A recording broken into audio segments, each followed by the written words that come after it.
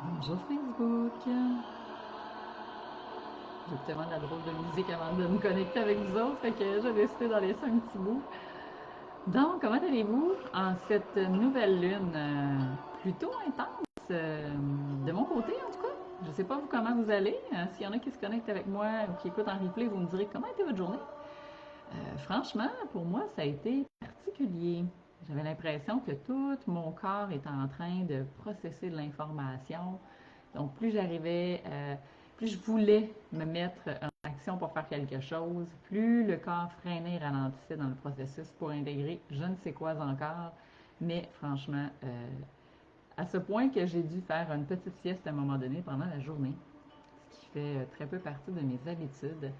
Donc, me voilà en live. Comme j'avais dit hier, vous allez me revoir en live toute la semaine ici sur la page parce que j'ai envie de venir vous parler du processus face à face. Alors aujourd'hui, si tu as lu le thème, on va parler du vide intérieur. Je prends encore un petit moment pour voir s'il y a des personnes qui se connectent avec moi. Faites juste me confirmer quand vous êtes là, que le son est bon et que ça fonctionne. Je vais aller voir de mon côté, ça a l'air d'être en marche. Yes, tout est beau. Donc on poursuit, on poursuit. Ah, le vide intérieur. Quel sujet passionnant. Alors, dis-moi, si tu es là avec moi, est-ce que tu as déjà eu ce sentiment-là? As-tu déjà eu cette espèce de feeling-là que c'est comme s'il manquait quelque chose ou comme s'il y avait quelque chose qui n'était pas comblé à l'intérieur de toi? Donc, évidemment, on ne peut pas parler de face à face affranchir de la dépendance si on ne vient pas parler de ce vide intérieur. Parce que quand on parle de dépendance, d'addiction, de consommation, il est souvent question d'aller remplir ce vide. Mais qu'est-ce que ce vide? J'aimerais ça vous entendre. Parce que c'est un sujet que j'ai commencé à aborder sur ma chaîne TikTok. Et j'ai quelques commentaires de personnes qui sont venues me partager leur point de vue sur le vide intérieur.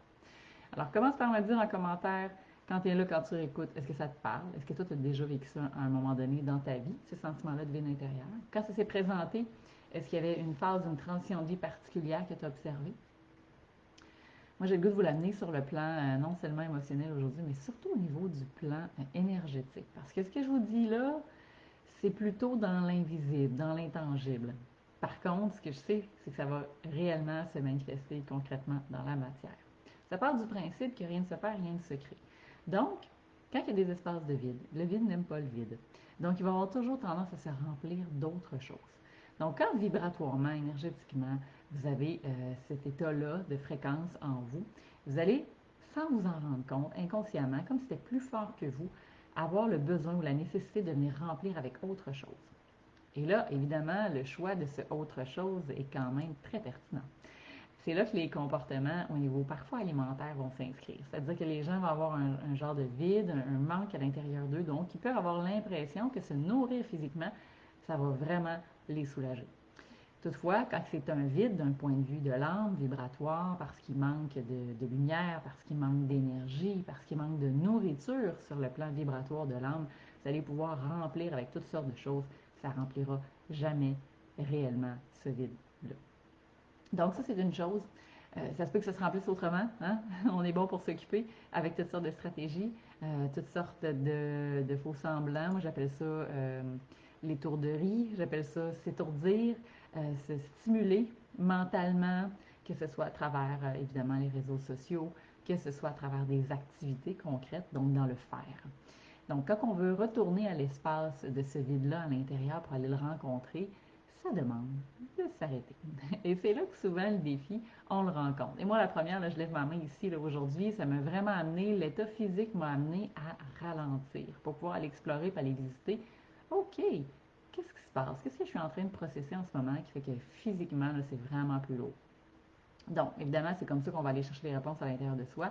Si tu n'as jamais de temps, de pause ou de moment d'arrêt, puis quand je parle de moment d'arrêt, là, ça peut être un espace de contemplation, ça peut être un espace de méditation, ça peut être à la limite même de la méditation en mouvement, comme de marcher en nature, pour explorer comment ça se passe, comment vont les pensées, comment vont les idées.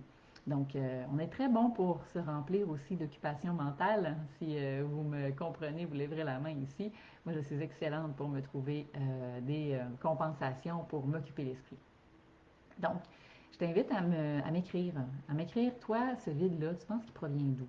Tu as le sentiment que ce vide-là s'installe comment? Est-ce que ça t'est déjà arrivé d'aller à la rencontre de ce vide-là et d'essayer d'aller voir qu'est-ce qu'il y avait à t'apprendre? Parce qu'un espace de vide est souvent un espace qui est plus ou moins confortable, hein. Je l'ai vécu concrètement et physiquement il y a une semaine quand je me suis lancée dans le vide en parachute. Je peux vous dire une chose, que le vide, je l'ai senti physiquement, mentalement, émotionnellement, pour finalement rendre compte que quand on traverse, quand on passe par-dessus cette espèce de sentiment-là, on finit par aller voir en dessous qu'est-ce qu'il y avait. Alors, j'ai le goût de t'entendre. Le vide, il parle de quoi pour toi? Comment tu as tendance à remplir ces vides-là quand ils se présentent? Est-ce que tu le fais physiquement? Est-ce que tu le fais à travers des achats compulsifs? Est-ce que ça t'arrive d'être dans la consommation, donc de substances, d'alcool, de drogue? Est-ce que tu vas te stimuler pour aller chercher du plaisir à travers, par exemple, la sexualité? Donc, viens m'écrire, je suis curieuse. Évidemment, ça prend du courage pour oser venir s'exprimer ici, donc j'ai hâte de t'entendre en commentaire. Donc, si tu as envie d'aller plus loin dans cette quête de libération intérieure pour vraiment aller, je veux dire, remplir, nourrir de façon vraiment concrète ta personne, ton âme, je t'invite à aller prendre toutes les informations sur le processus face à face, s'affranchir de la dépendance qui va démarrer mardi prochain, le 10 septembre. Donc, il reste encore des places. C'est le bon moment pour te choisir et prendre ce temps d'arrêt où ça va tellement vite déjà avec la rentrée scolaire et finalement on se rend compte que qu'est-ce qu'on fait quand on a des trous dans l'horaire? Bien, on se dépêche de les remplir de nouveau avec toutes sortes d'activités. Alors, c'est quand la dernière fois que tu as pris soin d'aller nourrir de façon saine tes espaces intérieurs? Alors, moi, je te dis à demain, puis je te reviens pour un autre live. On va aborder un autre sujet. J'ai hâte de te retrouver. Bye bye.